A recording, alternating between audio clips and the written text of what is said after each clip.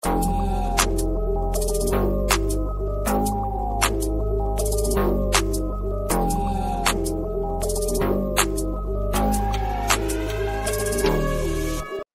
tal, señores? ¿Cómo están? Buenos días. ¿Me están escuchando? ¿Qué tal? Buenos días con todos. Buenos días, buenos días. Bueno, señores, vamos a empezar las clases del día de hoy, ¿ya?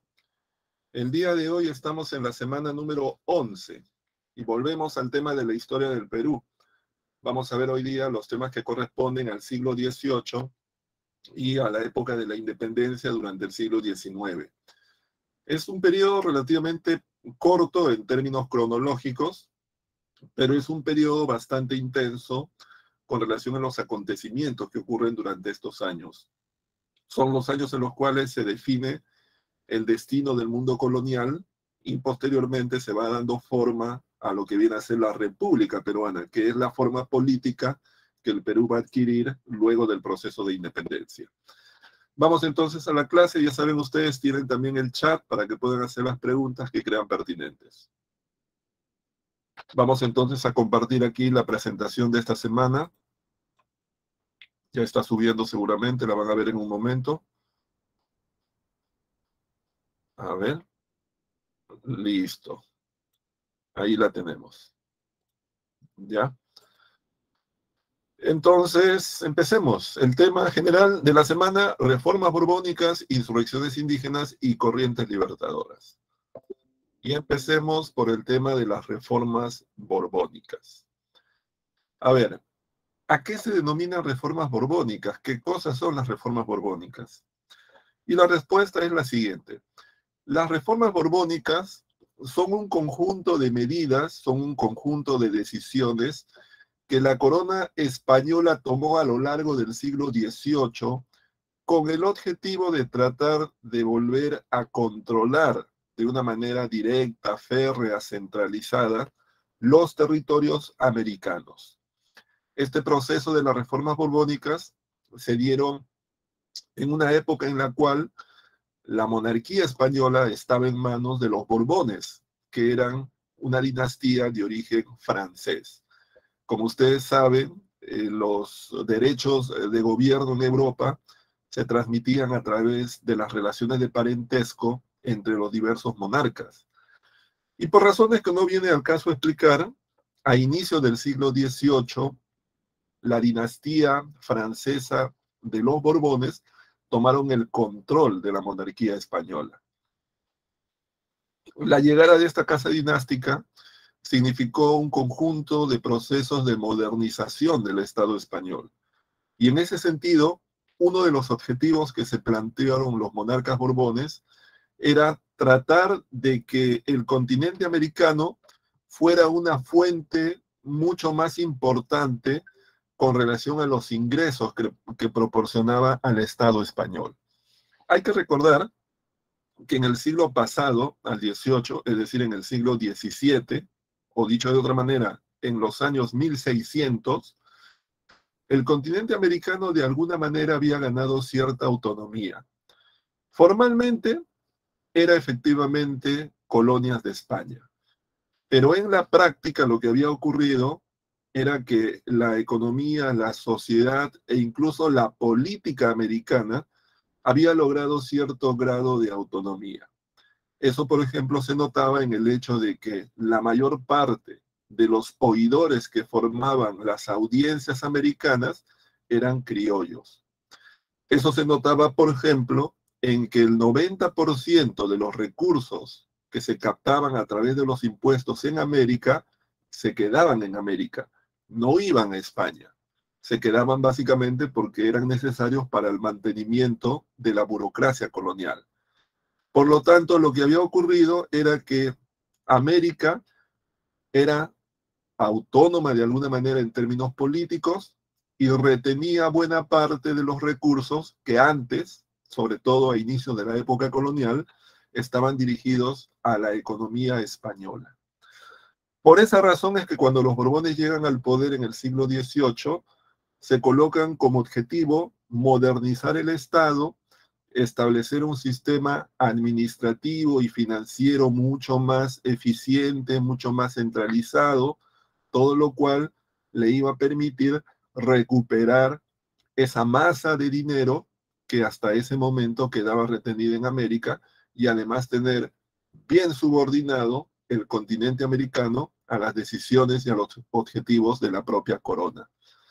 Entonces, de esa manera hay que entender nosotros las reformas borbónicas. Ahora, la explicación corta a lo que acabo de señalar es simplemente que las reformas borbónicas son las medidas que se tomaron a lo largo del siglo XVIII para volver a controlar plenamente el continente americano. ¿Cuáles fueron esas reformas? Bueno, se dieron reformas en el campo político, en el campo administrativo, en el campo religioso, en el campo financiero, en el campo comercial. Hubo reformas de toda índole. Aquí vamos a ver algunas de esas reformas organizadas en algunos rubros. Por ejemplo, tenemos las reformas de carácter políticas. Las reformas de carácter políticas básicamente tuvieron por objetivo lograr que el continente americano fuera administrado de una manera mucho más eficiente. Es decir, se trataba de lograr que el continente americano fuera, digamos, un continente donde la ley, donde las decisiones de las autoridades realmente se cumplieran, donde los límites entre las jurisdicciones estuvieran claramente definidos, donde las funciones de las autoridades realmente se distinguieran unas de otras. Pero sobre todo la idea era que el conjunto de la administración colonial estuviese al servicio de los intereses de la corona española. Por eso que a lo largo del siglo XVIII se tomaron diversas medidas. Una de ellas, por ejemplo, fue la reducción de la cantidad de criollos al interior de las instituciones americanas, sobre todo en las audiencias. Como ya les había explicado hace un momento, lo que había ocurrido en el siglo pasado es que las audiencias, que recuerden ustedes son órganos de administración de justicia, prácticamente estaban copados por los criollos. Entonces, lo que va a hacer la corona en el siglo XVIII es promulgar diversas leyes que poco a poco van estableciendo límites y prohibiciones para que los criollos ocupen los cargos en las haciendas y en las audiencias americanas. Un ejemplo es que se les establecía pruebas de sangre. Bueno, no en el sentido que hoy día se hacen las pruebas, digamos, para descartar el COVID. Pruebas de sangre en el sentido que, por ejemplo, se establecía que un requisito para ser oidor de una audiencia era que los aspirantes demostraran que eran puros de sangre. En el sentido, por ejemplo, que si alguien afirmaba que era, en este caso, español nacido en América, es decir, que era criollo, lo que tenía que demostrar era que su linaje, sus antepasados, efectivamente habían llegado de España. Y que él no tenía, en su tronco familiar, no tenía en este caso familiares de origen mestizo, indígena, negro, etc. Es decir, tenían que demostrar la pureza de ser blancos españoles. Era una manera que la corona estableció para efectivamente evitar que algunos criollos llegaran a los cargos públicos, porque la corona efectivamente sabía que lo que había pasado en América era que muchos criollos, de alguna manera en algún momento, sus familias habían tenido contacto, habían tenido relaciones, habían sido parientes de personas que no pertenecían al mundo de los blancos, al mundo de los españoles, al mundo de los criollos. Y así se fueron dando diversas leyes que fueron estableciendo barreras o límites al ingreso de los criollos a las audiencias americanas. Otra medida fue la creación de las intendencias, que reemplazaron a los antiguos corregimientos. Si ustedes recuerdan, habíamos explicado en clases anteriores que los corregimientos fueron instituciones que tenían por objetivo organizar la mita, cobrar el tributo y administrar justicia. Pero los corregimientos se convirtieron en la principal institución de explotación en el mundo colonial. Los corregidores, que eran los que tenían a su cargo los corregimientos, eran en este caso personas bastante odiadas, detestadas, sobre todo por las poblaciones indígenas, porque abusaban de sus cargos, porque se dedicaban a actividades ilícitas, mediante las cuales explotaban a la población indígena.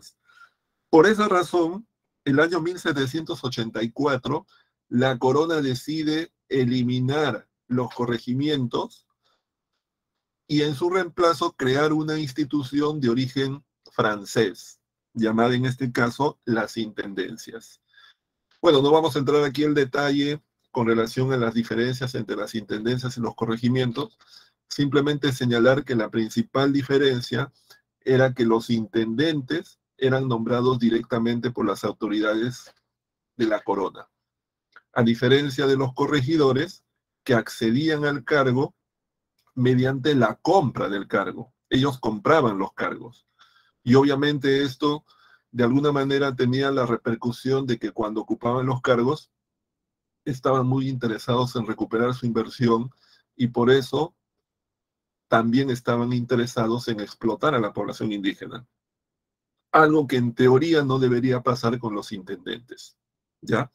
Entonces, en 1784, los antiguos corregimientos son reemplazados por las intendencias. Otra medida fue la creación de la Audiencia del Cusco. En 1787 se crea la Audiencia del Cusco.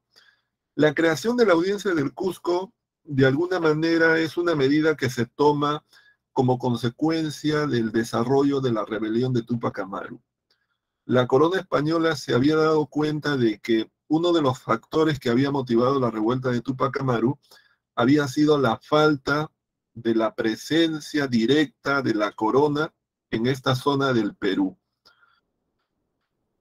Y eso llevó a que la corona creara una audiencia en la ciudad del Cusco encargada de administrar justicia y de tomar decisiones políticas en el entorno del Cusco, en toda esa área del sur del Perú.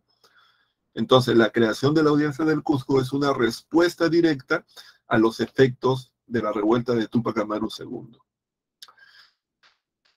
De igual manera, otra de las medidas que se tomó en el campo político fue la reorganización territorial del Virreinato del Perú. Hasta antes del siglo XVIII, el Virreinato del Perú abarcaba desde Panamá hasta el extremo sur de lo que hoy día es Chile y Argentina. Es decir, prácticamente una parte de América Central y toda América del Sur, a excepción de Brasil, formaban parte del Virreinato del Perú. Pero para el siglo XVIII, la población y la economía del Virreinato del Perú había crecido tanto que en realidad administrar tan extenso virreinato desde la capital que era Lima era prácticamente imposible. Por esa razón es que la corona española va a tomar la decisión de, a lo largo del siglo XVIII, crear un conjunto de nuevas unidades administrativas. Por ejemplo, se van a crear nuevos virreinatos, como el virreinato de la Nueva Granada, que se crea hacia el año 1713, y luego se crea el virreinato del Río de la Plata el año 1776. Luego también se van a crear las capitanías. Se crea, por ejemplo, en 1742 la Capitanía General de Venezuela y en 1798 se crea la Capitanía General de Chile. Las capitanías eran unidades administrativas que tenían por función defender militarmente zonas estratégicas de América del Sur. En el caso de la Capitanía General de Venezuela, su objetivo era defender toda la zona del Caribe, que permanentemente estaba asediada por la piratería de origen holandés y francés e inglés. Y en el caso de la Capitanía General de Chile, el objetivo era defender toda esta zona del Océano Pacífico, que permanentemente estaba asediada por barcos que llegaban desde el Atlántico, también con el objetivo de realizar acciones de contrabando o acciones delictivas a través de la piratería. Entonces, las capitanías, a diferencia de los virreinatos, estaban orientados a la defensa militar de algunas zonas estratégicas de América del Sur. Como parte también de esta reorganización territorial, y como ya hemos dicho, se crearon las intendencias en reemplazo de los corregimientos y se crearon también los llamados, aquí tenemos por ejemplo las intendencias, ¿no? Tenemos la lista de las 8 primeras intendencias que se crearon en el siglo XVIII. Entonces, en su conjunto, todas estas medidas, como ustedes han visto, fundamentalmente lo que buscan es mejorar la administración y el gobierno en el territorio americano y en segundo lugar, reafirmar la primacía y la superioridad de la corona en una serie de instituciones políticas, buscando desplazar a los criollos que hasta ese momento habían penetrado y accedido a esos cargos y a esas instituciones. Vamos a ver ahora un segundo conjunto de medidas, que son las medidas de carácter económico. Las medidas de carácter económico se dieron en diversos rubros. Por ejemplo, en el plano comercial, que para la corona española fue tal vez la reforma más importante. ¿Por qué razón? Porque si había alguna actividad económica en la cual la corona podía captar más recursos vía impuestos, era justamente a través del comercio. Recuerden ustedes que desde inicio de la época colonial, la corona había instituido una forma de comercio que se conoce como el monopolio. Es decir, que solamente España podía comerciar con América. Por lo tanto, para hacer cumplir ese monopolio comercial, la corona había creado la Casa de Contratación de Sevilla en España y había autorizado a algunos puertos en América como los únicos que podían comerciar con España. Entre esos puertos estaba el puerto del Callao, aquí en el Perú. Sin embargo, como también ya hemos explicado, casi desde el inicio, el llamado monopolio comenzó a ser vulnerado. Es decir, casi desde el mismo momento en el cual se estableció el monopolio comercial entre España y las colonias, inmediatamente otras naciones europeas, como por ejemplo Inglaterra, Francia y Holanda, trataron también de comerciar con América, por lo tanto dieron inicio a lo que se conoce como el contrabando. Y posteriormente también implementaron la piratería y también los corsarios y los bucaneros, ¿ya? Por lo tanto, el monopolio desde casi un primer momento convivió con el contrabando, que era una actividad ilegal practicada por otras potencias europeas. Sin embargo, en el siglo XVIII, esto se convirtió ya en un grave problema para la corona española. ¿Por qué? Porque como había un gran contrabando hacia América, cada vez era menor la cantidad de mercancías que se consumían en América y que llegaban por la vía del monopolio, es decir, por la vía legal. Y eso afectaba los ingresos de la corona. Por eso que en el siglo XVIII la corona va a decidir tratar de dar una solución a ese problema. Y como la corona se dio cuenta de que era casi imposible poder controlar el tráfico hacia América, incluso hoy día, como ustedes más o menos pueden suponer, es imposible pues que alguien con toda la tecnología que contamos pueda controlar la navegación a lo largo del Océano Atlántico. Eso es imposible, ¿no? Como ustedes saben, incluso ni siquiera en tierra se puede controlar las actividades ilegales, ¿no? Por ejemplo, no se puede controlar el ingreso de migrantes sudamericanos a Estados Unidos, a pesar que contamos hoy día con drones, celulares, GPS y un montón de tecnologías pues que no se contaban en el siglo XVIII. Entonces la corona rápidamente se dio cuenta que no podía hacer nada para controlar el ingreso de contrabando hacia América. Entonces su estrategia iba a ser otra. Su estrategia iba a ser más bien tratar de regular ese comercio. Entonces, por esa razón, el año 1713, España decide establecer el llamado navío de permiso. ¿Qué cosa era el navío de permiso? El navío de permiso era una autorización que España le daba a los ingleses para que ingresaran legalmente 500 toneladas de mercancías al año, ¿ya? Para que de esa manera los ingleses estuviesen satisfechos de llevar mercancías al continente americano. Como todos sabemos, esto no funcionó. Esto es como decirle al contrabandista que venda, pues, legalmente, digamos, vamos a poner alguien que, no, bueno, no un contrabandista, vamos a poner a alguien que vende ilegalmente, bueno, ahora ya no se hace, ¿no? Pero hasta hace algunos años, recuerden ustedes que se vendían CDs con películas piratas, ¿sí o no? A $1, $2 creo que costaba. Supongamos que esa persona al mes vende 100 CDs. Obviamente es una actividad ilícita, por más que en el Perú eso no se combata.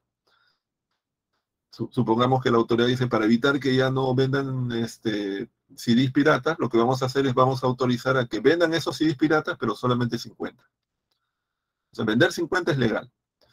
¿Qué es lo que va a pasar en la práctica? En la práctica lo que va a pasar es que el vendedor va a seguir vendiendo 100 y si puede va a vender más, ¿sí o no? Porque obviamente ya se ha acostumbrado a una cantidad mayor y no hay ningún incentivo en realidad para que deje de vender 100 si es que puede hacerlo, ¿sí o no?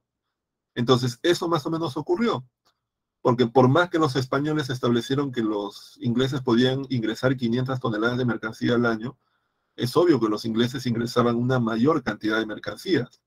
Así que en realidad el contrabando continuó. Así que el llamado navío de permiso fue un fracaso. Por esa razón, en 1735 se tomó otra medida llamada el navío de registro. El navío de registro era una medida que establecía dos cosas. Primero, que el puerto autorizado en España a comerciar con América ya no iba a ser, en este caso, Sevilla, sino el puerto de Cádiz. Y en segundo lugar, que los barcos no españoles, es decir, los barcos ingleses o franceses que quisieran comerciar con América, primero tenían que pasar por el puerto de Cádiz y registrarse, es decir, declarar qué cantidad y qué cosa estaba llevando a América. Y con esa autorización, recién podían comerciar legalmente con América. Esa medida tampoco tuvo efectos, porque obviamente para los barcos ingleses era un gasto mayor primero dirigirse a España y luego recién partir a América, y en segundo lugar tampoco era conveniente que declararan la cantidad de mercancías que ellos estaban llevando. Todo lo cual entonces también significó un fracaso. Por esa razón, en el año 1778, la corona decide la promulgación del decreto de libre comercio. El decreto de libre comercio hay que entenderlo de manera correcta, ¿ya?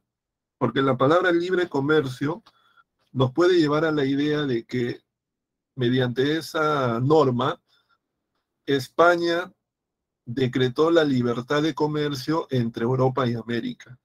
Y en realidad eso no es así. Eso no es así. Lo que hay que tener claro es que a lo largo de toda la época colonial, España siempre mantuvo el monopolio. Es decir, España era la única que comerciaba legalmente con América. Eso se mantuvo hasta el momento de la independencia.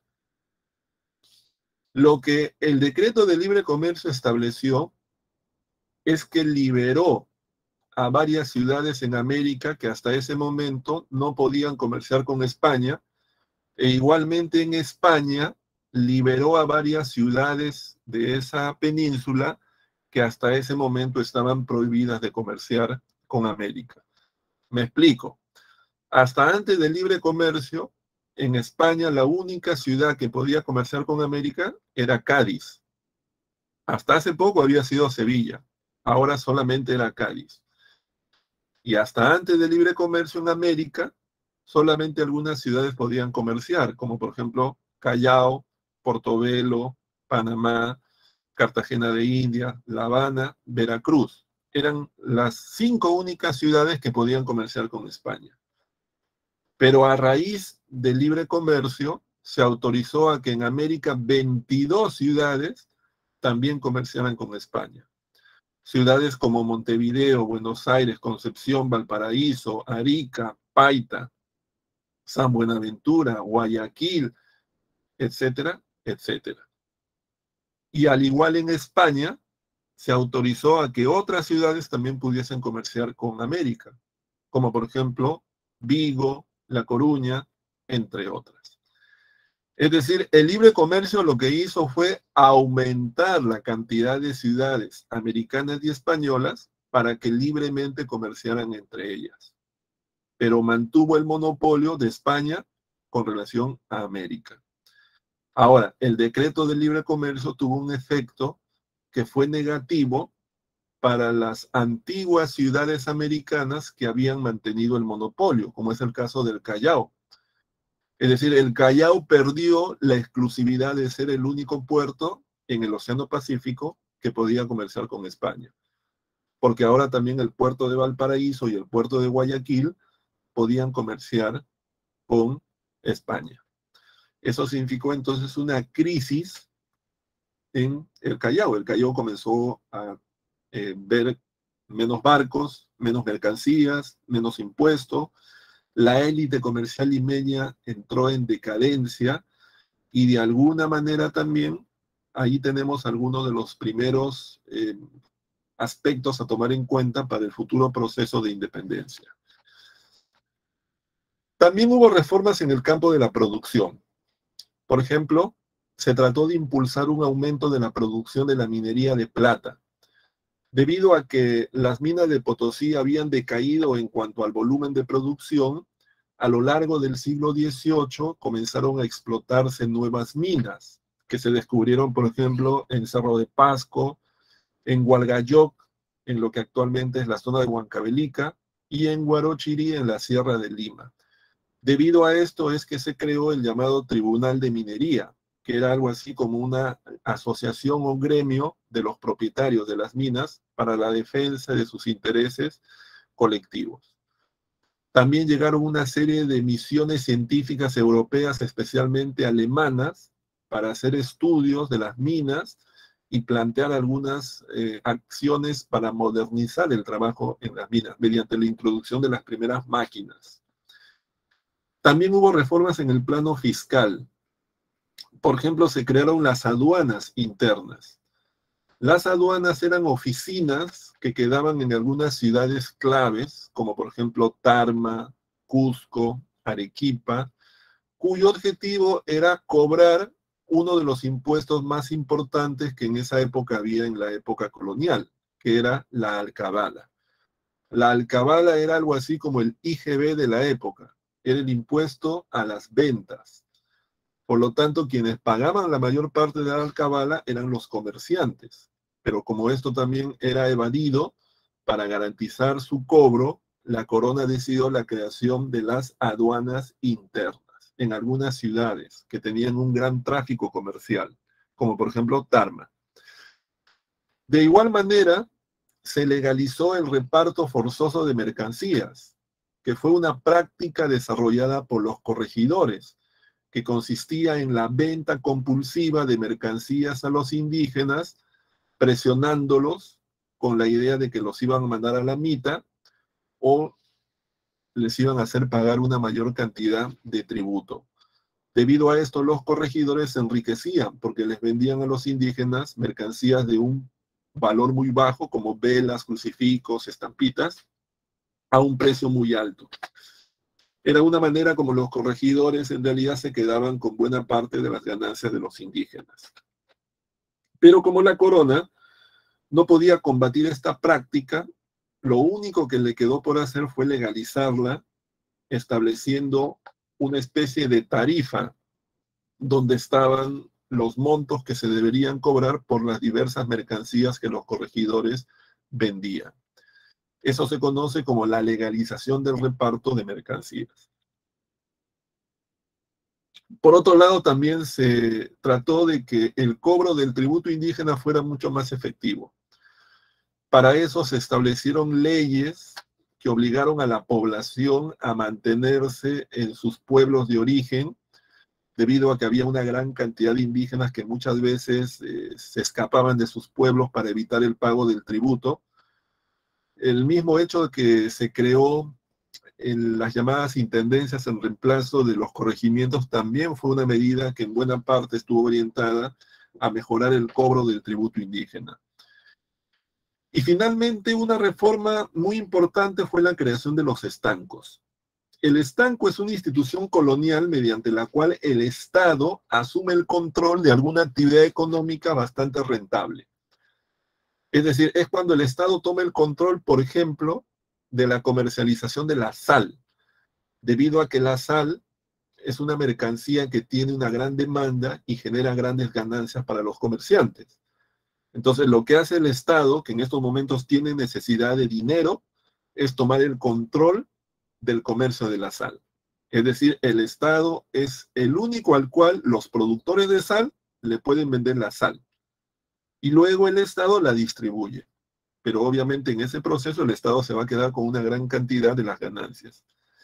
Eso viene a ser el Estado, el estanco, perdón. Es cuando el Estado interviene en la economía. Hoy día sería algo así como la creación de una empresa estatal, ya que, como ustedes saben, constitucionalmente no se puede. Se crearon estancos para la sal, para el tabaco, para la pólvora, para los naipes. Es decir, eran sobre todo actividades económicas bastante rentables. Es decir, que había una gran demanda de la población por el consumo de sal, tabaco, pólvora, naipes, entre otras mercancías. ¿Cuál fue tal vez una de las medidas más polémicas de la época? Las reformas eclesiásticas, que en parte es eclesiástica, en parte es educativa y en parte es económica. Es una reforma bastante compleja. Pero la explicación no es tan difícil, es la siguiente, miren. Cuando la corona española comenzó a tomar todas estas medidas en América, obviamente los criollos fueron reacios a aceptarlas, porque para los criollos esas medidas eran perjudiciales, porque significaban en la práctica tener menos poder y pagar más impuestos. Y la corona se dio cuenta que la oposición de los criollos estaba de alguna manera vinculada a los jesuitas. ¿Por qué? Por dos razones. Porque los jesuitas eran grandes propietarios en América y porque los jesuitas controlaban algunas de las instituciones educativas en las cuales se educaba la élite criolla. Es decir, los jesuitas, por un lado, a lo largo del tiempo habían acumulado propiedades. Los jesuitas eran propietarios de plantaciones, haciendas, obrajes, y por otro lado los jesuitas tenían el control de los colegios de caciques, donde se educaba a la élite indígena, y por otro lado tenían el control de los colegios mayores, donde se educaba a la élite criolla. Así que para la corona los jesuitas eran una barrera para las medidas que estaban tomando. Así que en ese sentido la corona decidió tomar una medida radical. El año 1767, los jesuitas fueron expulsados de todos los reinos de España. De España, Portugal, América del Sur, América del Norte, las Filipinas, de todos los lugares en los cuales España tenía posesiones coloniales, los jesuitas fueron expulsados. Inmediatamente, como en el caso del Perú, cuando los jesuitas son expulsados, se crea una institución llamada el Tribunal de Temporalidades, cuya tarea es administrar todos los bienes que hasta ese momento los jesuitas tenían en propiedad. Es decir, el Tribunal de Temporalidades tenía que administrar las haciendas, las plantaciones, los obrajes, los préstamos que los jesuitas tuvieron. Y en el caso de las instituciones educativas, lo que ocurrió fue, por ejemplo, que los colegios de caciques fueron suprimidos. Además, también esto a raíz de la revuelta de Túpac Amaru. Pero los colegios mayores fueron reorganizados Y en el caso, por ejemplo, de Lima, los colegios mayores fueron unificados en un solo colegio que pasó a llamarse Real Convictorio de San Carlos, que sería además muy importante para el futuro proceso de independencia. Eso es lo que se conoce como la reforma eclesiástica y educativa. ¿Cuáles fueron las principales consecuencias de las reformas borbónicas? Bueno, por un lado significó el aumento de la presión fiscal sobre el conjunto de la población. Es decir, los habitantes de América, sean los criollos, sean las castas, sean los indígenas, ahora tenían que pagar una mayor cantidad de impuestos. La alcabala había aumentado, el almojarifazgo había aumentado, el tributo indígena había aumentado, y por lo tanto la población americana estaba sometida a una feroz presión fiscal. Obviamente la otra cara de esa moneda era que España ahora recibía mayores ingresos. O sea, para España había sido positivo, pero para la población americana era negativo. Otra consecuencia vino a ser el aumento de la competencia comercial entre las ciudades americanas. Como ya les he indicado, el Callao, por ejemplo, se había visto perjudicado porque había perdido el monopolio del comercio con España que hasta ese momento había gozado. Porque a partir de ahora, Valparaíso, Buenos Aires y Guayaquil también pueden comerciar con América. Así que hay una gran rivalidad entre esas ciudades.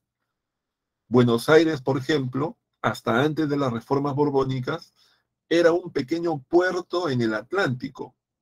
Nadie se imaginaba en 1740, en 1750, que Buenos Aires pues sería una ciudad tan opulenta, grande y moderna como es en la actualidad. Hasta antes de las reformas borbónicas, la ciudad que más llamaba la atención en América era Lima, no solamente porque era la más grande, sino porque era la principal ciudad española en América, la capital del virreinato, y además también la sede del gobierno virreinal. Todas las otras ciudades eran pequeñas, algunas incluso eran prácticamente pueblos, pero las cosas cambian. Y ya hemos visto cómo casi 300 años después, América está llena pues de grandes ciudades, muchas de ellas mucho más modernas, mucho más grandes, mucho más organizadas que la antigua sede del virreinato americano. Y la otra consecuencia de las reformas borbónicas fueron, en este caso, el gran descontento que se generó sobre todo entre la población indígena.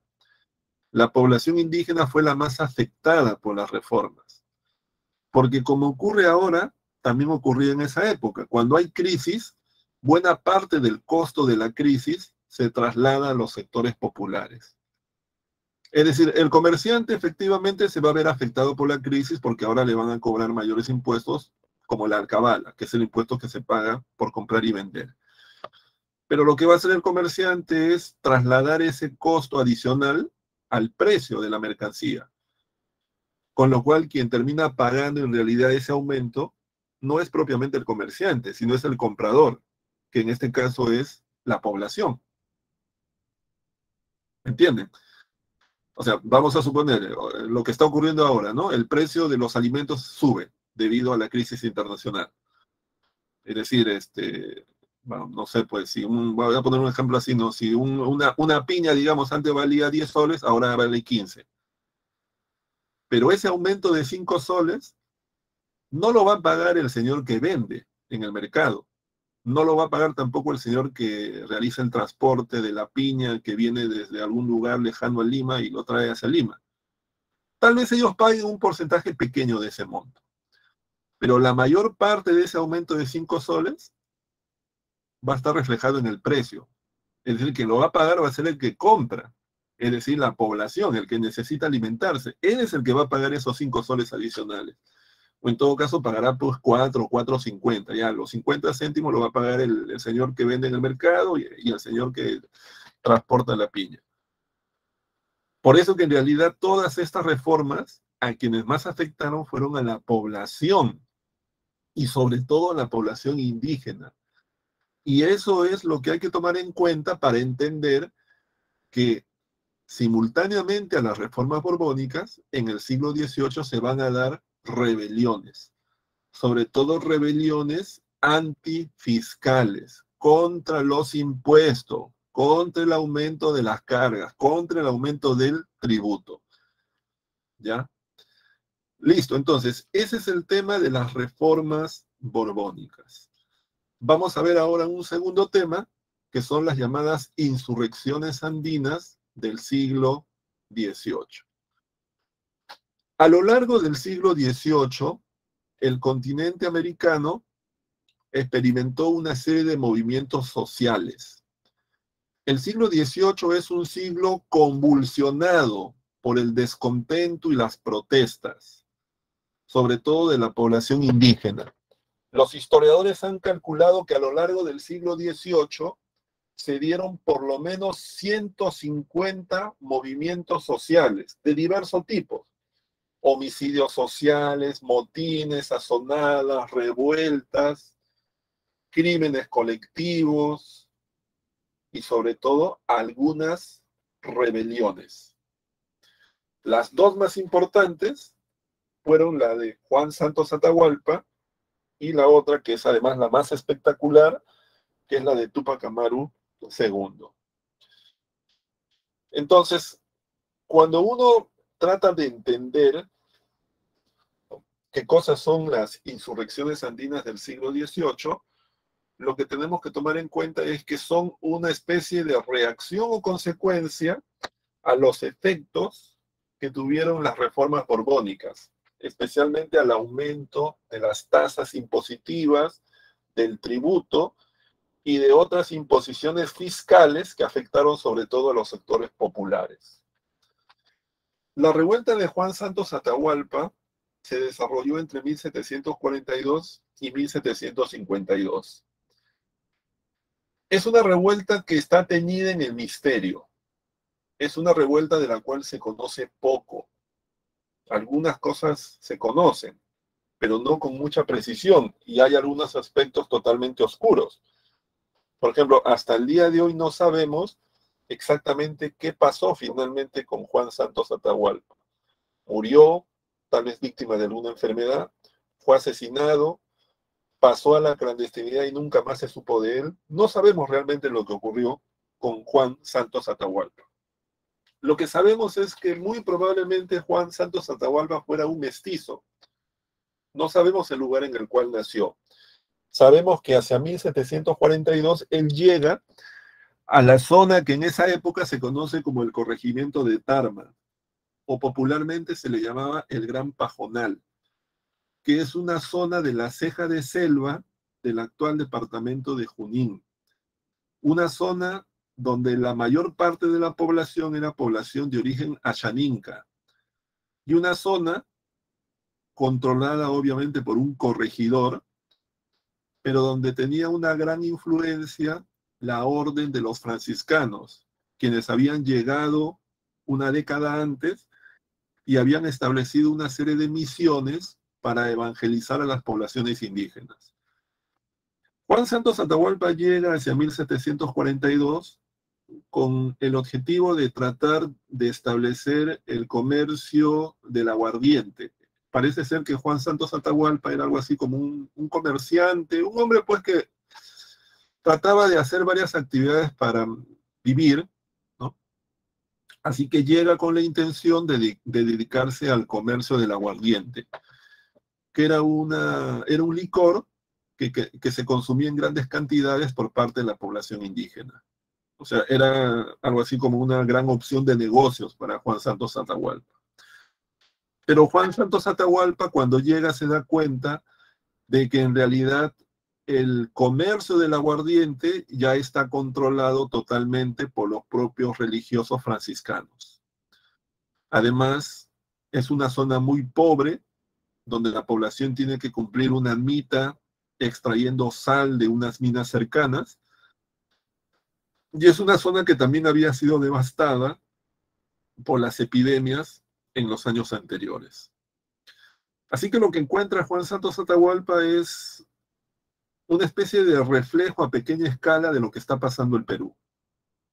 Es decir, las autoridades políticas y religiosas aprovechándose de la población indígena y la población indígena viviendo los dramas de la mita, las epidemias, la pobreza y la explotación. No se sabe muy bien cómo, pero en algún momento, poco tiempo después de su llegada, Juan Santos Atahualpa se ha convertido en el líder de un levantamiento de la población indígena contra las autoridades locales, que además logran expulsar a las autoridades y a los religiosos y toman el control directo de todo el corregimiento, de toda esa zona conocida como el Gran Pajonal.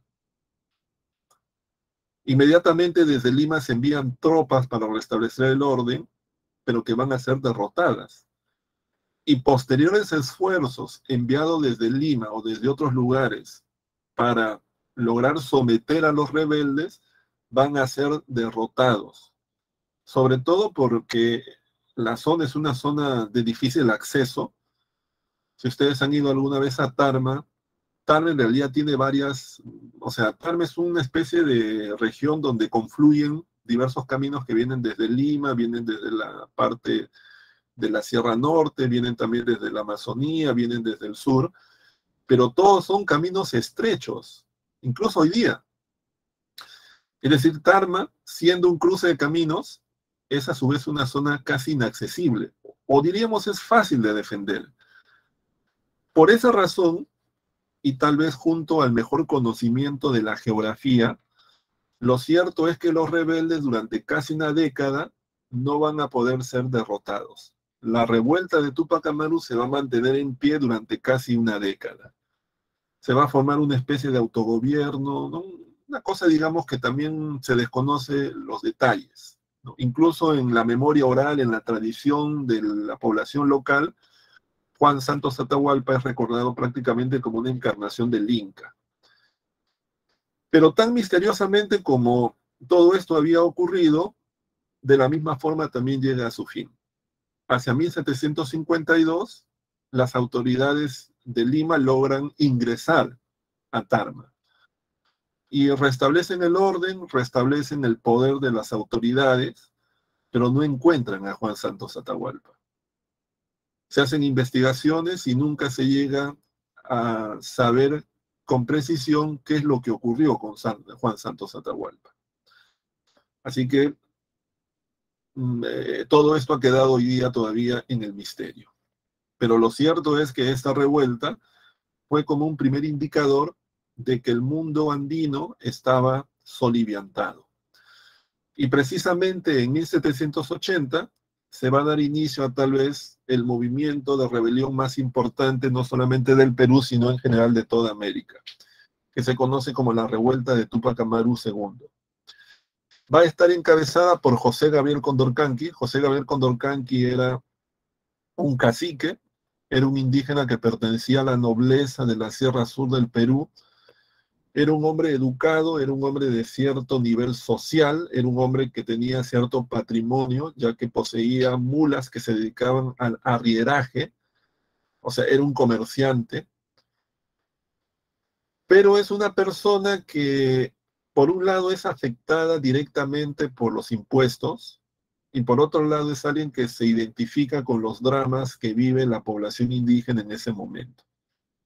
Lo cierto es que hay una serie de causas que van a estar detrás del estallido revolucionario. Entre ellas podemos mencionar la explotación de la población indígena a través del sistema de la mita, que es algo que venía desde la época colonial, pero que se había agudizado en el siglo XVIII. También el aumento de los impuestos, algunos afectaban directamente a José Gabriel Condorcanqui, como era el caso, por ejemplo, de la alcabala, pero también el tributo indígena que afectaba a la población en general. Por otro lado, la práctica del reparto forzoso de mercancías, que si bien se había legalizado los precios a través del arancel publicado en el año 1753, para 1780 seguía siendo una práctica que los corregidores mantenían y por la cual expoliaban a la población indígena. Y también el establecimiento de las aduanas internas, que era algo que afectaba directamente a Túpac Amaru porque significaban en la práctica un mayor control del comercio terrestre. La revuelta de Túpac Amaru II va a empezar el 4 de noviembre del año 1780, cuando Túpac Amaru y algunas personas que lo acompañan van a tomar prisionero al corregidor Arriaga, quien para ellos representa todo este abuso que se practica contra la población indígena. Lo van a juzgar y lo van a ejecutar. Inmediatamente Túpac Amaru proclama que su movimiento es un movimiento contra las malas autoridades en defensa del rey. Es decir, la idea de Túpac Amaru es que el rey es bondadoso, el rey desconoce las cosas malas que están haciendo sus funcionarios y él lo que está haciendo es deponer a una mala autoridad para preservar el prestigio del rey. También se va a declarar inca, se va a declarar descendiente de los incas de Vilcabamba, por eso que va a asumir el título de Túpac Amaru II, e inmediatamente va a tomar algunas medidas como la abolición de la esclavitud, de las mitas, de los obrajes, de la alcabala y de los repartos. No va a abolir el corregimiento, porque eso significaría ir en contra del rey. Él ha ejecutado al corregidor, pero por ser una mala autoridad, no porque esté en contra del corregimiento. Así que su movimiento es claramente un movimiento antifiscal. No es un movimiento revolucionario en el sentido que quiere independizar el Perú o en este caso vaya en contra del rey. Pocos días después, Túpac Amaru tiene que enfrentar un contingente enviado desde el Cusco en la batalla de Sangarará, donde va a lograr triunfar. Van a derrotar a las tropas llegadas desde la capital, desde la antigua capital del Imperio de los Incas. Pero los meses siguientes van a ser meses críticos. Túpac Amaru va a lograr tomar el control de prácticamente todo el sur. Incluso va a sitiar la ciudad del Cusco, pero no se va a atrever a tomarla, por razones que se desconocen. Sin embargo, paralelamente en Lima, el virrey Jáuregui va a organizar tropas que bajo el mando del visitador Areche va a dirigirse hacia el Cusco y el 6 de abril del año 1781 se van a enfrentar con Túpac Amaru en la batalla de Chocacupe, donde Túpac Amaru va a ser derrotado, luego va a ser capturado, junto a su familia va a ser juzgado y finalmente en mayo de ese mismo año en el Cusco van a ser ejecutados. Túpac Amaru, su esposa Micaela Bastidas y el único que se va a salvar de su familia va a ser su hijo Fernando, quien va a ser enviado al África en calidad de prisionero, pero por razones que tampoco vienen al caso a explicar, va a terminar en España, donde finalmente va a morir en 1798. De esa manera va a terminar la revuelta de Túpac Amaru II, que para muchos es el movimiento rebelde más importante de toda la época colonial. Ahora bien, hay que señalar que todos estos sucesos liderados por Túpac Amaru se habían dado fundamentalmente en la zona de la Sierra Sur del Perú, es decir, en lo que sería la zona de Cusco, parte de Ayacucho, parte de Apurímac. La mayor parte de los sublevados eran población indígena de origen quechua y el liderazgo estaba claramente en manos de Túpac Amaru, secundado por su esposa Micaela Bastidas. Sin embargo, la revuelta va a continuar luego de la muerte de Túpac Amaru, porque desde junio del año 1781, es decir, había pasado más o menos un mes después de la ejecución de Túpac Amaru, la revuelta se va a trasladar ahora hacia la parte de Puno y de la zona del altiplano boliviano, donde la población que va a participar mayoritariamente va a ser aymara, ya no quechua, y donde los liderazgos van a estar en manos de dos personajes. Uno de ellos va a ser Julián Apaza, un indígena aymara que va a tomar el nombre de Túpac Katari. Y el otro va a ser Diego Cristóbal Túpac Amaru, que era un medio hermano de Túpac Amaru, que también se va a convertir en líder de este proceso revolucionario en su segundo momento, en su segunda etapa.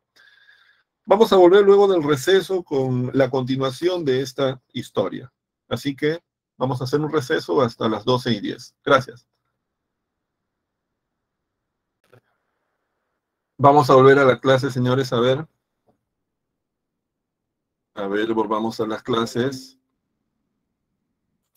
Listo, entonces, estábamos explicando justamente la rebelión de Túpac Amaru II.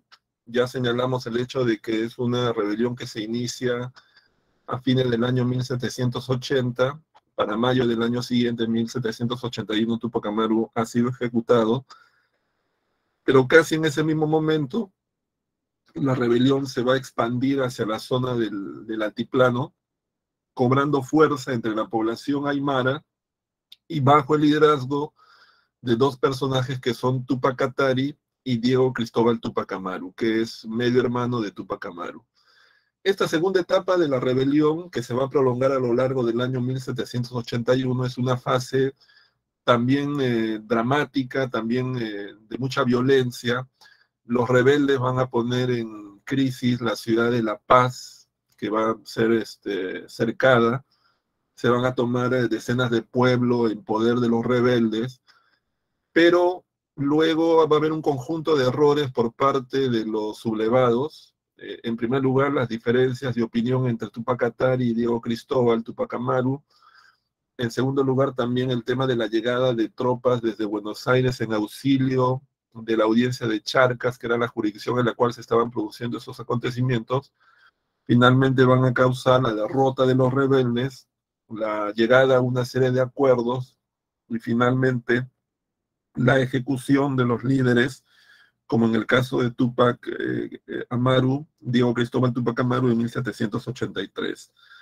Con lo cual, en realidad, termina este ciclo revolucionario generándose una serie de consecuencias bastante importantes, ¿no? Entre ellas, por ejemplo, que a raíz de los acontecimientos ocurridos en estos años, se va a eliminar los privilegios que hasta ese momento habían gozado los nobles indígenas, los curacas y sus familias. Se les va a quitar, por ejemplo, el rango. Por otro lado, se van a suprimir una serie de símbolos de autoridad de los cuales habían gozado hasta esos momentos. Por ejemplo, ya no van a poder usar la coleta, es decir, el cabello largo recogido en una trenza. Disculpen, que hasta ese momento era como el símbolo de la autoridad de los curacas, ¿no? Van a tener que cortarse el cabello. Igualmente se va a prohibir también la lectura de los comentarios reales, que era considerada pues una lectura subversiva. Como efecto también de esto, en 1787 se crea la Audiencia del Cusco, en el marco también de las reformas borbónicas, como hemos explicado con anterioridad. Al igual que se va a reemplazar el corregimiento por las intendencias y se va a suprimir definitivamente el reparto forzoso de mercancías. Bueno, vamos ahora al tema de la crisis del Imperio Español. A ver, se denomina crisis del Imperio Español al momento de invasión por la cual atraviesa España a partir de 1808 por parte de las tropas francesas dirigidas por Napoleón Bonaparte y que de alguna manera relajan o resquebrajan el dominio español sobre las colonias americanas, lo cual a su vez genera parte de las condiciones que van a propiciar poco a poco el proceso de independencia en América. A ver, si lo decimos de otra manera, la idea es la siguiente. En 1808, las tropas francesas invaden España. Al invadir España, la corona entra en un periodo de crisis que va a favorecer los procesos de independencia en América. Esa es la principal idea que nosotros debemos tener para entender este tema de la crisis del Imperio Español. Vamos a explicar aquí los acontecimientos y las consecuencias que nos van a aclarar mucho más este tema. Este tema que es un tema poco trabajado muchas veces en el colegio, pero es un tema muy importante para poder entender los procesos de independencia americanos. En el año 1808, las tropas francesas llegan a territorio español. Lo que había ocurrido es que un año antes, en 1807, España y Francia habían firmado un tratado por el cual se habían convertido en aliados ante una potencial guerra contra Portugal, que a su vez era aliada de Inglaterra. Como ustedes saben, estamos en estos momentos en el marco de las guerras napoleónicas en Europa. Y Francia está en guerra contra Inglaterra. Pero a su vez, Portugal es aliada de Inglaterra. Y como tal, Francia quiere invadir Portugal, pero para poder invadir Portugal tiene que atravesar territorio español. Entonces, por eso es que España y Francia firman un tratado mediante el cual se convierten en aliados. Eso permite que las tropas francesas atraviesen territorio español. Sin embargo, en el momento en que los franceses llegan a España, se dan cuenta que España de alguna manera está en crisis porque hay muchos críticos al rey en esos momentos, que es Carlos IV. Además se dan cuenta que España es potencialmente una nación mucho más apetecible, por decirlo de alguna manera, que Portugal. Así que lo que en teoría había sido un simple paso de las tropas francesas por España, en realidad se convierte en una invasión francesa a territorio español. Todo esto además se va a materializar cuando en marzo del año 1808, la aristocracia española, con el apoyo de otros sectores de la sociedad española, se rebelan contra el ministro Godoy, que es el secretario de Estado del rey Carlos IV. Eso se conoce como el motín de Aranjuez. El motín de Aranjuez viene a ser, para decirlo de una manera sintética, el acontecimiento a raíz del cual Carlos IV abdica en favor de su hijo Fernando VII, que es en este caso un monarca que cuenta con mayor apoyo de la población. Sin embargo, pocos meses después, en mayo del año 1808, los franceses presionan tanto a Fernando VII, que es el rey en funciones, como a Carlos IV, que es el rey que había abdicado meses antes, a que renuncien a sus derechos a la corona española en favor de Napoleón. Eso se conoce como la abdicación de Bayona. A partir de ese momento, los dos reyes van a estar cautivos en Bayona. Y Napoleón inmediatamente le cede sus derechos de gobierno a su hermano José Bonaparte, quien en julio del año 1808 se convierte en rey de España con el título de José I. Es el momento en el cual además los franceses promulgan la elaboración de una primera constitución que se conoce como la Constitución de Bayona del año 1808, que no va a ser implementada, pero va a ser un importante antecedente de lo que más adelante va a ser la Constitución Liberal del año 1812. Pero a ver, si ustedes más o menos me han seguido en esta historia un poco intrincada, lo que ha ocurrido es que el año 1808 los franceses invaden España. Y luego de una serie de acontecimientos, la corona ha pasado a manos de José Bonaparte, quien asume el trono con el cargo de, o con el título de José I. Inmediatamente, la población española se resiste al nuevo monarca. Y eso va a generar la formación de un gobierno de los representantes de toda la nación española que se conoce como las Cortes de Cádiz. Las Cortes de Cádiz se van a reunir, van a comenzar a debatir acerca de nuevos preceptos políticos, producto de lo cual van a establecer algunos acuerdos, como por ejemplo la igualdad entre los españoles nacidos en América y nacidos en España, al igual que la abolición del tributo, la abolición de la mita, la abolición de la esclavitud, y además también se va a convertir en un espacio de debate de un conjunto de nuevas ideas de carácter liberal. Recuerden que en esos momentos el rey está cautivo. Poco tiempo después, las Cortes van a elaborar una constitución, que se conoce como la Constitución Liberal del año 1812, que a su vez está basada en algunas de las ideas que anteriormente se habían planteado en la Constitución de Bayona del año 1808, auspiciada por los franceses.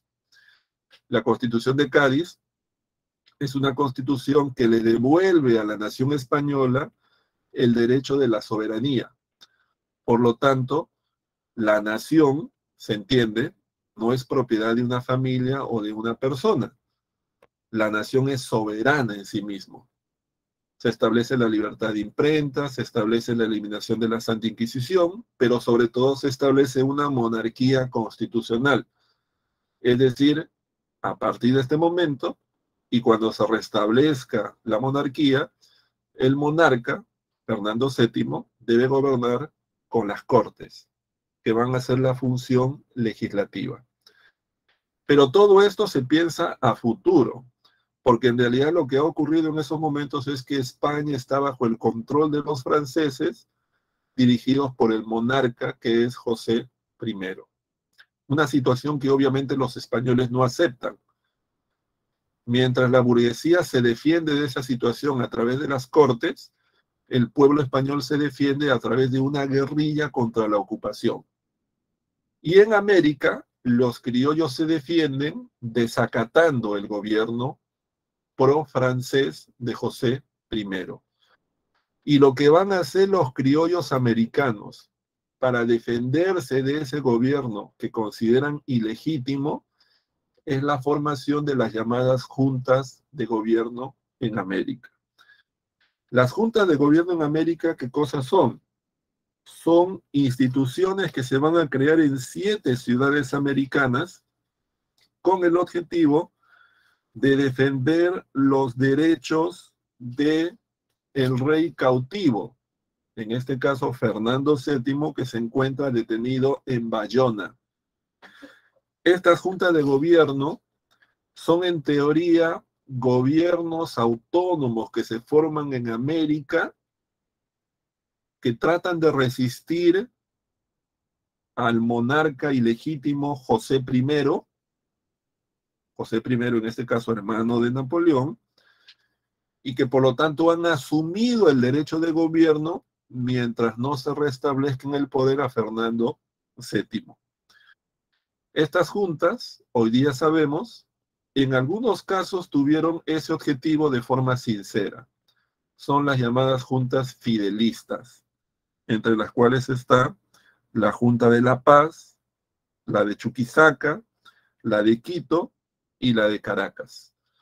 Pero también hay otras juntas que en realidad lo que buscan era hacer las primeras coordinaciones para iniciar los futuros procesos separatistas, independistas en América, como es el caso de la Junta de Nueva Granada, la Junta de Buenos Aires y la Junta de Chile. Así que en ese sentido nosotros podemos señalar que estamos hablando de juntas separatistas y estamos hablando de juntas fidelistas. Ahora bien, simultáneamente a todo esto que está ocurriendo, porque estos acontecimientos que les acabo de señalar ocurren simultáneamente, a ver, para ponerlos en contexto. Los franceses invaden España en 1808 y se van a quedar hasta 1814. Las Cortes de Cádiz se convocan en el año 1810. La Constitución se promulga en el año 1812. La primera junta que se forma en América se forma en 1809 y están en función hasta 1814. Es decir, invasión francesa, Cortes de Cádiz, Constitución y juntas de gobierno en América, más o menos se están dando simultáneamente en el tiempo, ¿ya? Y también simultáneamente en el tiempo, aunque algunos un poco antes incluso, han surgido unos pensadores y políticos que comienzan a hacer críticas al régimen colonial, y algunos incluso comienzan a plantear ideas separatistas entre América y España. Estos personajes que mediante su obra, mediante su acción, mediante sus publicaciones, se van a conocer como los precursores de la independencia, los ideólogos de la independencia. Es decir, son personajes que mediante su obra, acción, mediante sus ideas, de alguna manera favorecieron el futuro proceso de independencia. Hubo dos tipos de precursores. Por un lado están los llamados reformistas, es decir, aquellos que nunca hablaron de independencia, nunca hablaron de separación, pero sin embargo fueron críticos al sistema colonial, fueron críticos a los aspectos negativos del dominio español sobre América.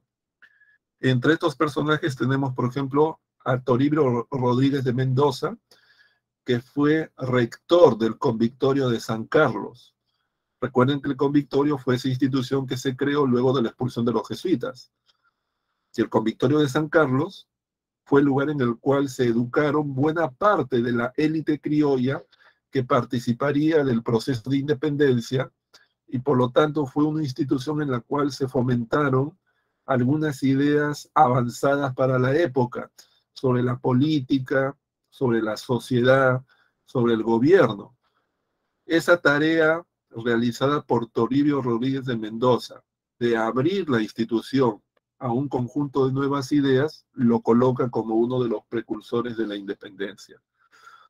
Otro precursor reformista de la independencia fue José Baquíjano y Carrillo, quien fue profesor de San Marcos, y como el profesor más joven de la universidad, tenía la tarea de promulgar el discurso de bienvenida al virrey Jáuregui, cuando éste llegó a Lima el año 1781.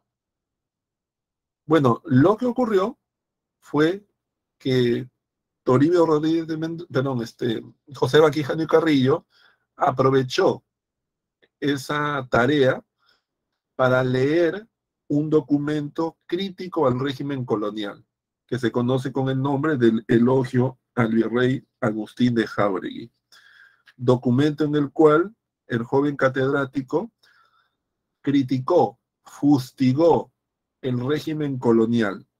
Su famosa frase: un pueblo es un resorte que, forzado más de lo que su elasticidad resiste, se revienta, destrozando la mano imprudente de quien lo sujeta.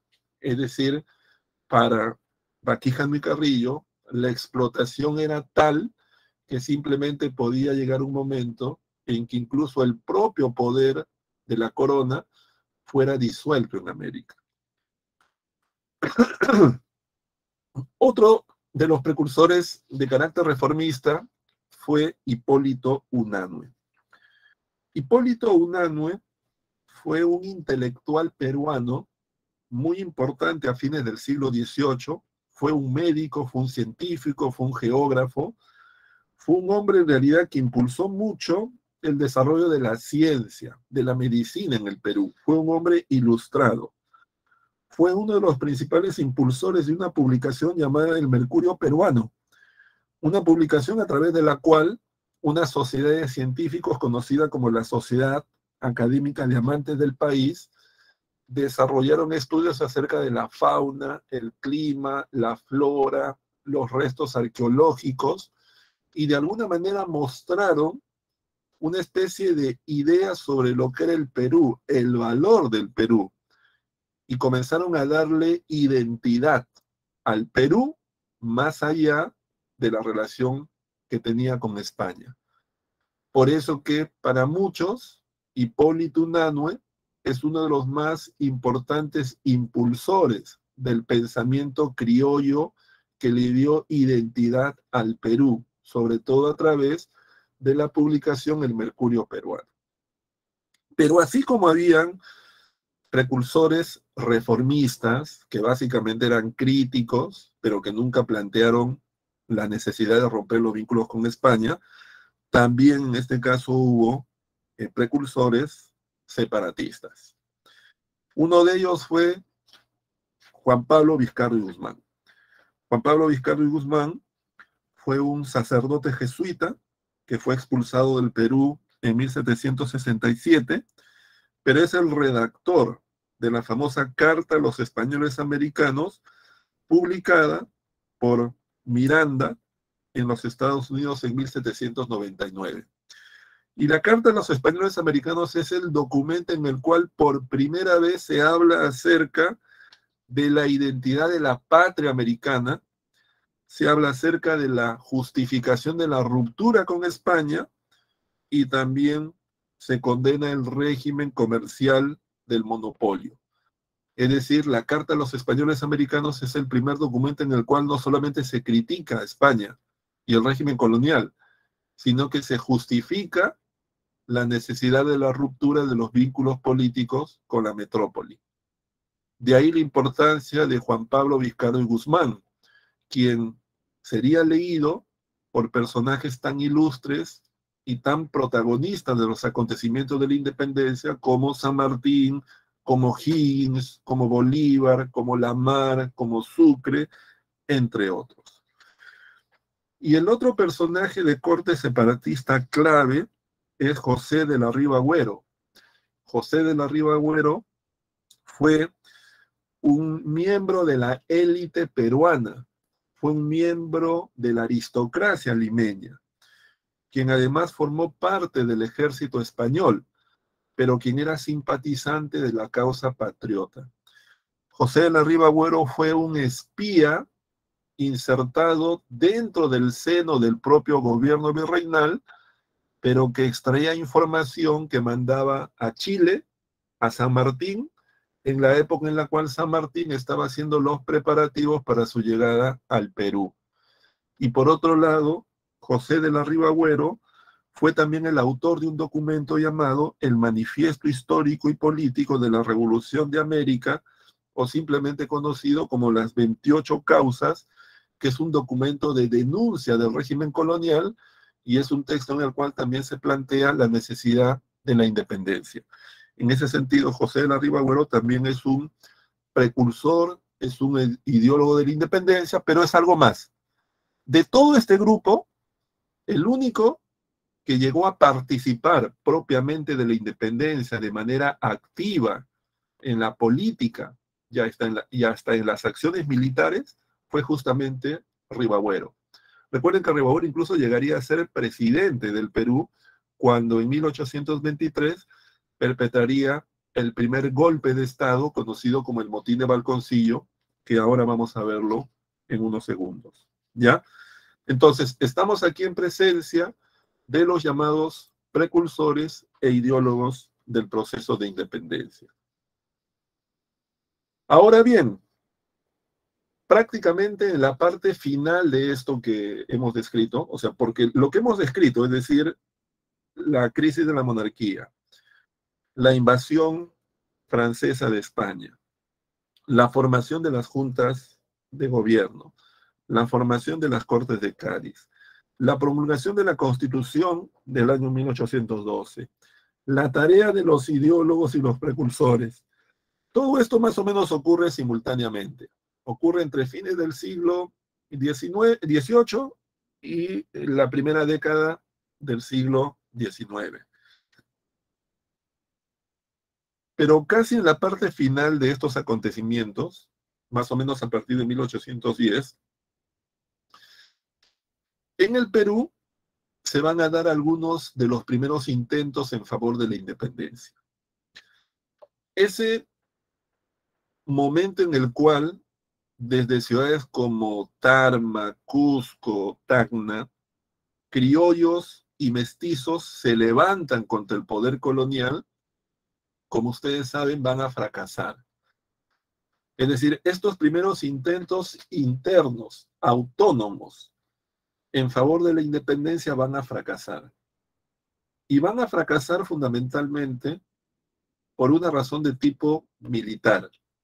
Y es que Lima era la sede del poder colonial. Es decir, en Lima estaban las más importantes fuerzas militares que eran partidarias de mantener el orden colonial. Así que era muy difícil que una revuelta en Tacna, en Cusco, en Huánuco, por más organizada que estuviera y por mayor apoyo que contara por parte de la población, triunfara. Porque militarmente Lima tenía un poderoso ejército que podía disolver cualquiera de estas rebeliones. Sin embargo, lo que sí es importante, y eso es lo que debemos recordar, en realidad sería incorrecto pensar que la independencia del Perú empezó con la llegada de San Martín y Bolívar, que es a veces como se presenta la independencia. Lo que es correcto pensar es que en realidad la independencia del Perú empezó mucho antes. Empezó en 1811 con la revuelta de Cela, en Tacna. Y a lo largo de casi los 5 o 6 años posteriores, hubo diversos intentos desde diversas provincias del Perú por lograr la independencia. Todas fracasaron, es cierto, por las razones que acabo de señalar, es decir, el poder militar de Lima. Pero eso no soslaya el hecho de que hubo un esfuerzo desde las provincias por lograr la independencia. ¿Ya? Eso es lo que hay que recordar. Es decir, que fracasaron, es cierto, pero se intentó. ¿Ya? No es que no hubo nada antes de la llegada de San Martín y de Bolívar. Eso sería incorrecto pensar. Entonces, dicho esto, podemos aquí detallar, aunque rápidamente, lo que se conocen como las rebeliones y conspiraciones criollas. Si ustedes leen la definición que está hacia la mano izquierda, es más o menos lo que acabo de explicar. Y hacia la mano derecha están las descripciones de alguna de esas rebeliones y conspiraciones criollas. Tenemos ahí, por ejemplo, la rebelión de José Antonio de Cela, quien desde la ciudad de Tacna, en coordinación con los criollos de Buenos Aires, van a decidir organizar un levantamiento contra los españoles en el Perú. Sin embargo, la rebelión de Cela va a fracasar. Va a fracasar fundamentalmente por dos razones. La primera es que las tropas argentinas, que bajo el mando del general Castelli deberían llegar a Tacna, atravesando el Alto Perú, es decir, lo que hoy día es Bolivia, fueron derrotadas por los españoles. Fueron derrotados por los españoles, pero además también la población de Tacna no apoyó totalmente el levantamiento de Cela. Así que Cela fue derrotado, fue capturado, fue juzgado, fue condenado y fue enviado a Panamá, prisionero, donde moriría algunos años después. En 1812 hubo otro intento de rebelión. Es la rebelión de Juan Crespo y Castillo.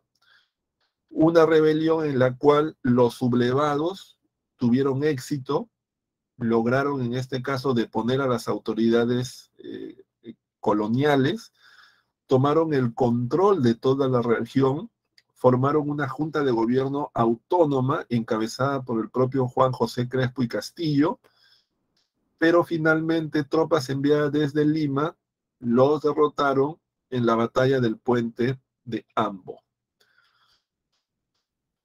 Casi simultáneamente también se estaba dando otra revuelta, que era la revuelta nuevamente en Tacna, organizada por Payardelli, Juan Francisco Payardelli. Esta vez también en coordinación con tropas que deberían llegar desde Argentina al mando del general Belgrano, quien también fue derrotado en Bolivia en la batalla de Vilcapugio. Así que Payardelli sufrió la misma suerte de Cela. Y en 1814 ocurre el último gran levantamiento, que es el que va a estar liderado por los hermanos Angulo, en el cual además van a tener una participación muy activa Mateo Pumacahua y Mariano Melgar. Mateo Pumacahua, recuerden ustedes que fue uno de los curacas que participó junto a los españoles en la represión de la revuelta de Túpac Amaru muchas décadas antes. Pero ahora estaba en el bando opuesto. Ahora estaba en el bando contrario a los españoles. Esta revuelta que va a sacudir toda la zona del Cusco, que en algún momento incluso va a tener éxito porque van a lograr prácticamente controlar Cusco, la zona de Arequipa, la zona de la Sierra de Arequipa, pero finalmente van a ser derrotados en la batalla de Humachiri y van a ser ejecutados. De esa manera, para 1815, los movimientos en favor de la independencia locales habían sido totalmente derrotados. Así que el virrey Abascal restablece el orden y se forma además un poder centrado en Lima, financiado por el Tribunal del Consulado de Lima. El año 1816, Abascal es reemplazado por el virrey Pezuela. Pero ese año, 1816, es un año clave, porque es el año en el cual se van a iniciar las grandes campañas libertadoras, tanto del sur como del norte. Vamos a explicar un poco lo que pasa en el año 1816, que como les digo es un año clave. En 1816, ¿cuál es la situación en América del Sur? La situación es la siguiente. En América del Sur había dos regiones que habían logrado ya su independencia, que eran en este caso Buenos Aires y Caracas. Es decir, los criollos de Caracas y los criollos de Buenos Aires habían logrado la independencia de sus respectivas jurisdicciones. Por su parte, el Perú estaba en manos de los españoles, quienes a su vez habían logrado derrotar los intentos de independencia que habían surgido en las provincias internas del Perú. Pero además también los españoles afincados en el Perú habían logrado derrotar los intentos de independencia que se habían dado tanto en Chile como en Ecuador. Así que el poder español en América se había reafirmado. Pero las élites criollas, tanto de Buenos Aires como de Caracas, eran conscientes de que la seguridad de sus procesos de independencia no estaba garantizada, que sus procesos de independencia dependían de la suerte y el destino de la presencia española en el Perú. Así que los criollos de Buenos Aires y los criollos de Caracas, en el año 1816, dieron inicio a campañas militares cuyo objetivo era expulsar a los españoles de América, pero sobre todo expulsarlos del Perú. ¿Ya? Ese es el inicio de las famosas corrientes libertadoras del sur y del norte. Vamos a estudiar primero la corriente libertadora del sur, pero tengan ustedes en cuenta que tanto la del sur como la del norte transcurren también simultáneamente. Ambas inician en 1816 y se encuentran, por decirlo de alguna manera, en 1822, como vamos a ver en unos momentos. Pero estudiemos primero la corriente libertadora del sur. En 1816, el gobierno de Buenos Aires, en esos momentos, esas zonas se conocen como las Provincias Unidas del Río de la Plata, no existe todavía Argentina. Esas zonas que se acaban de independizar de España se conocen como las Provincias Unidas del Río de la Plata. Los criollos de las Provincias Unidas del Río de la Plata saben que lo que tienen que hacer es expulsar a los españoles del Perú. Sin embargo, también saben de que atravesar el Alto Perú, es decir, lo que hoy es Bolivia, para llegar al Perú, es una tarea infructuosa. Y efectivamente, tanto Castelli como Belgrano, quien habían intentado ayudar a Cela y a Pallardelli, habían sido derrotados. Así que para los criollos de Buenos Aires, la ruta terrestre no era el camino que debían seguir. Y es el momento en el cual aparece la figura de José de San Martín. José de San Martín era un argentino quien había peleado en el ejército español contra los franceses durante la ocupación de la península, que estaba de retorno en Argentina y se había puesto al servicio del ejército de las Repúblicas Unidas del Río de la Plata. San Martín les plantea un plan novedoso. Ese plan es el siguiente. Hay que preparar un ejército en Mendoza, que es la ciudad más cerca de Chile. Luego hay que atravesar los Andes y luego hay que invadir Chile, derrotar a los españoles afincados en Chile y posteriormente simplemente dirigirse por mar hacia el Perú y ahí derrotar a los españoles. Esa era la estrategia de San Martín, que finalmente fue aceptada y empezó a desarrollarse el año 1816 con la formación de un ejército de 5.000 hombres en Mendoza. En febrero del año 1817, ese pequeño ejército atraviesa los Andes chileno-argentinos, llegan a los valles centrales de Chile y enfrentan a los ejércitos españoles en 3 batallas, que son la batalla de Chacabuco, de Cancha Rayada y finalmente de Maipú, en abril del año 1818, donde los españoles son derrotados y finalmente se consolida la independencia de Chile. Los preparativos para llegar al Perú van a demorar varios años. Recién en 1822, el ejército de San Martín se puede embarcar rumbo al Perú. Desembarcan en Pisco. San Martín inmediatamente inicia negociaciones con el virrey, que en esos momentos es el virrey Pezuela. Esas primeras negociaciones se conocen como la Conferencia de Miraflores, que van a fracasar. Van a fracasar porque fundamentalmente los españoles argumentan que ellos no tienen, el poder de llegar a acuerdos con los españoles. Así que una vez que fracasan las negociaciones, San Martín lo que inicia es una estrategia de cercar Lima. Entonces Lima es cercada. Para eso, por ejemplo, manda a Álvarez de Arenales a la sierra para que rompa la comunicación de Lima con toda la zona de Tarma, que era la zona de la cual venía la mayor parte de los alimentos que se consumían en Lima. Esta situación de estancamiento, es decir, donde los ejércitos no pelean, sino que están negociando, se están rodeando, va a generar un gran descontento entre los españoles, razón por la cual el general La Serna va a deponer al virrey Pezuela en lo que se conoce como el motín de Aznaspuquio.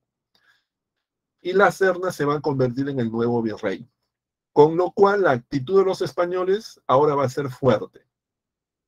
Para ganar tiempo, La Serna decide negociar con San Martín en la llamada Conferencia de Punchauca, que también va a fracasar. Va a fracasar, pero eso le ha dado tiempo a los españoles para organizar su retiro de Lima. La Serna sale de Lima y se refugia en la sierra, estableciendo su nueva capital en el Cusco, en una posición mucho más fuerte. Inmediatamente San Martín ingresa a Lima e inicia el gobierno de lo que se conoce como el protectorado, que es el gobierno de San Martín en el Perú. Durante este gobierno de San Martín se proclama la independencia del Perú, como ustedes saben, el 28 de julio del año 1821, ya se acerca un nuevo aniversario de esa fecha, pero es un momento en el cual San Martín implementa una serie de medidas que de alguna manera comienzan a darle forma a lo que es el Perú independiente.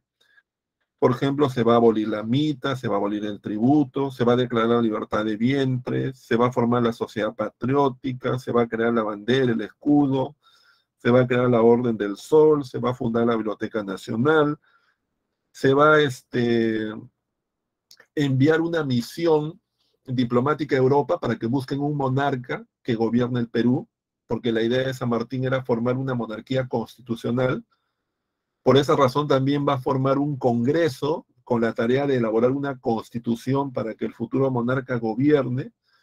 Esa era la idea de San Martín. Y además promulga el llamado Estatuto Provisional, que es el primer documento que, sin ser una constitución, establece las líneas matrices de lo que va a ser, en este caso, el país. Ahí tenemos, por ejemplo, la imagen de Bernardo de Monteagudo, que en esos momentos va a ser el ministro de Guerra y Marina, y va a ser alguien que va a ser muy resistido por la élite limeña, ¿no?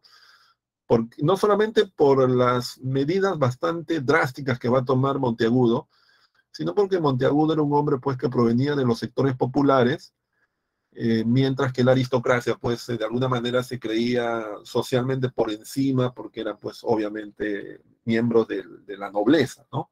Así que ahí hay como una especie de enfrentamiento entre Monteagudo y la aristocracia limeña, por lo cual también nos denota que en realidad el gobierno de San Martín en Lima fue muy resistido, ¿no? No fue tan claro como a veces uno piensa. Bueno, pero el primer Congreso Constituyente entonces se aboca a la tarea de elaborar la Constitución, pero es el momento en el cual ya Bolívar está en Guayaquil.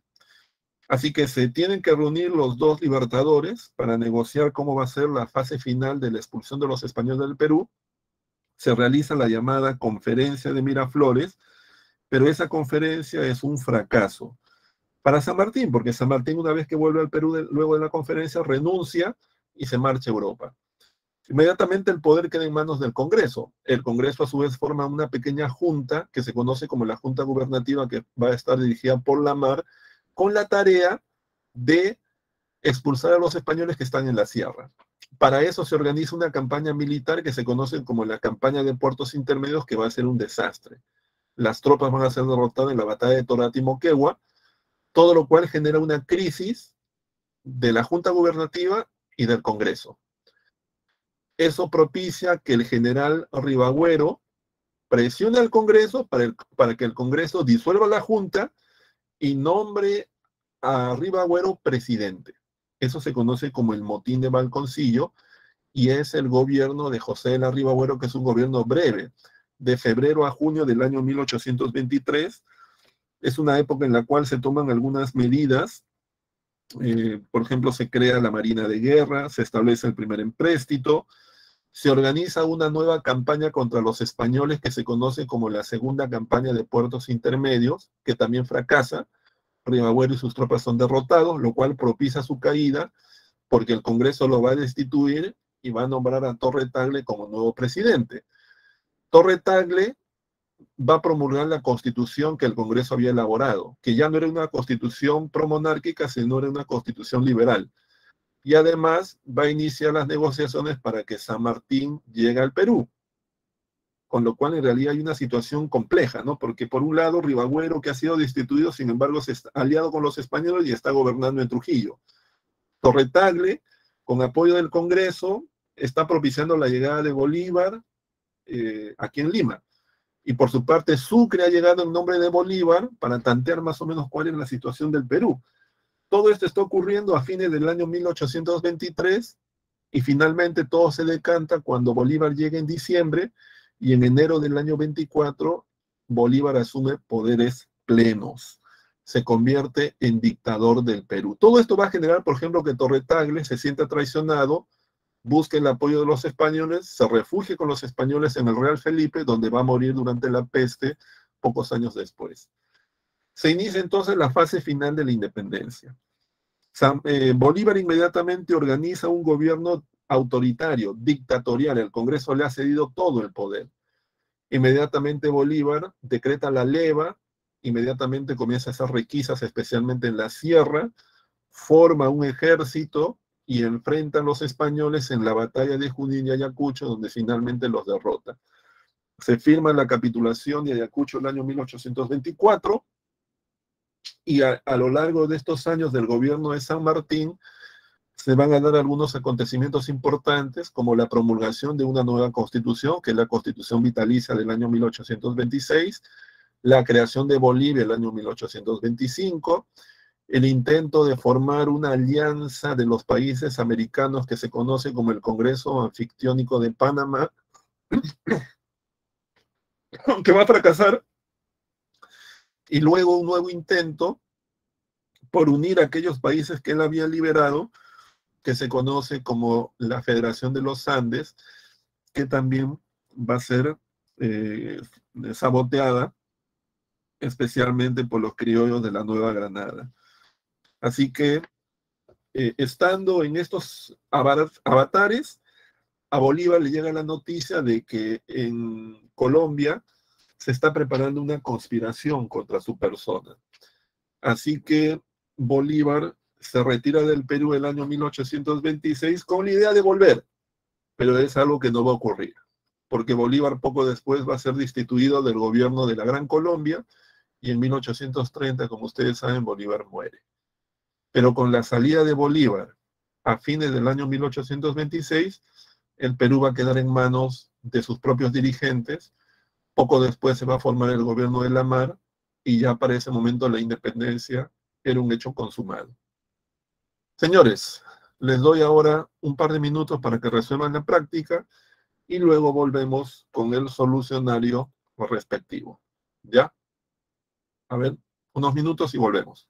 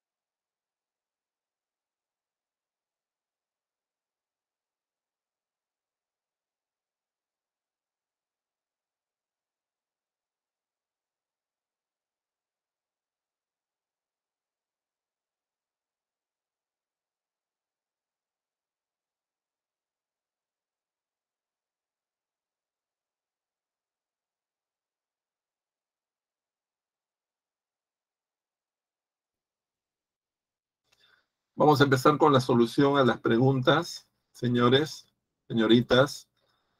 A ver, tenemos aquí la primera pregunta. Bueno, es una pregunta, como ustedes pueden ver, sobre la invasión francesa. Nos hablan acerca de José I, quien popularmente era conocido como perdón, Pepe Botella, un poco para burlarse de su supuesta afición a la bebida, algo que de día hoy día se sabe que era totalmente falso, ¿no? Pero obviamente el pueblo siempre hace escarnio de los políticos que no son de su agrado. Entonces lo que nos preguntan es aquí sobre los acontecimientos posteriores a la llegada al poder de José Bonaparte. Entonces dice ahí, por ejemplo, la constitución liberal que proclamó la igualdad entre criollos peninsulares y americanos. Sí, eso es correcto, porque eso ocurre después de la llegada de José Bonaparte, ¿no? Porque la constitución es del año 12, él llega a ser rey el año 8. La rebelión de los españoles en el motín de Aranjuez, no, eso es anterior. Eso es cuando todavía estaban gobernando Carlos IV. Las sucesivas abdicaciones también, eso es anterior, es meses antes. La formación de la Junta de Gobierno, eso es posterior. Entonces la respuesta es la letra C de casa. La segunda pregunta es una pregunta sobre la revuelta de Túpac Amaru. Nos indican ahí qué hechos corresponden a ese acontecimiento. Por un lado nos hablan de que destacó el liderazgo de Julián Apaza, no en la época de Túpac Amaru, sino después, durante la segunda fase conocida como la fase Aymara. ¿El fin del conflicto fue la firma de la paz de Sicuani? No, ese fue el fin del conflicto de la segunda fase, no de la primera. Aquí están hablando de la primera. La ejecución del corregidor Arriaga, si eso es correcto. El hecho de que la rebelión fuera una rebelión antifiscal y que tuvo una victoria en la batalla de Sangarará, eso también es correcto. Entonces la respuesta es la C. La pregunta número 3 es una pregunta sencilla, es una pregunta simplemente para relacionar información. Y como ustedes señalan en el chat, precisamente la respuesta ahí es la letra B de bebe, ¿no? Simplemente hay que relacionar ahí la información. La pregunta número 4 es una pregunta donde hay un texto, es un texto de José Ignacio Moreno, que fue un teólogo, un político que participó del primer Congreso Constituyente, y él era partidario de la idea de que en el Perú en realidad el poder estuviese en manos de la élite ilustrada. Y como la élite ilustrada a su vez estaba en Lima, de alguna manera también reforzaba el centralismo, ¿no? Entonces, él es partidario de lo que hoy día llamaríamos una monarquía de carácter constitucional. Y finalmente tenemos una copla. Algo que ocurría en esa época, como hoy día, era que cuando estaban ocurriendo todos estos acontecimientos dramáticos, como hoy día los estudiamos a través de la historia, la población también hacía escarnio de sus políticos, se burlaba de los protagonistas, ¿no? Como hoy día, ¿no? Hoy día hay mucha burla acerca de los presidentes, de los ministros, de personajes famosos. En esa época también ocurría esto. Obviamente en esa época no había Twitter, no había Facebook, no había correo electrónico, y la forma mediante la cual muchas veces se planteaban las críticas, los sarcasmos o las burlas era a través de las coplas. Ahí tenemos una copla en la cual se hace escarnio sobre la derrota del general Alvarado en la primera campaña de puertos intermedios, época en la cual el poder estaba en manos del Congreso a través de la Junta de Gobierno dirigida por Lamar. Entonces, la respuesta en esa pregunta es la letra C. Con lo cual, señores, estamos dando por terminada la clase del día de hoy. Les estoy colocando en el chat, por si acaso, las respuestas a las preguntas, las claves, y con eso nos damos por bien satisfechos en la clase del día de hoy. Nos vemos la próxima semana, señores. Cuídense. Hasta luego. Gracias.